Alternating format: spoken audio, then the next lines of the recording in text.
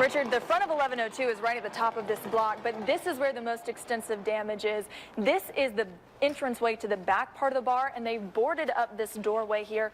And if you look right above the wood panels, peeking out underneath it, you can see the singed and charred part, even blistered part of the building, and it runs all the way up to the roof there. Fire officials confirm this is a case of suspected arson, and they believe cameras may have caught the person who set this fire. In fact, just in the last 30 minutes, the sheriff's office has released the pictures that they have from their surveillance video from the cameras here at the bar.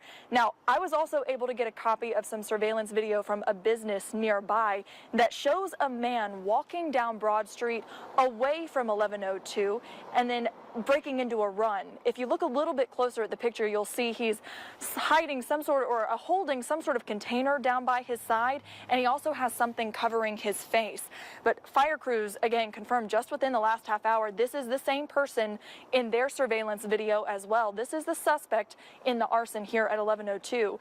Now, you can see him in that other surveillance video walk by a nearby business, and the timestamp on that video is 4:49 a.m.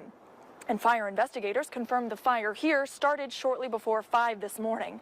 Now, when fire crews got out here, this fire was big, a lot of flames. They had to cut through the roof to get to some of the flames, which is a shame because the owner had just replaced this roof recently. And they say the damage is extensive, so it will be a while before 1102 is back up and running. And people say for such a popular downtown spot, this is going to make for some very sad weekends.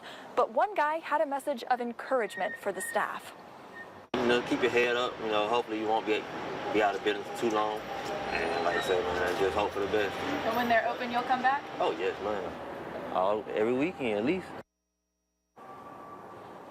Yeah, the fire marshal was out here before the fire, just doing their yearly inspection, and they found some minor violations, but nothing of serious note and nothing that would cause a fire of this magnitude. And so right now, they have no idea of a motive, but they do have a picture of the suspect, and they're hoping that they can get someone in the community to recognize and maybe identify who this person is. Richard? That is pretty good video they've got to work with. And from a business standpoint, next month is Masters. Have you heard anything about a timetable to get them back in business?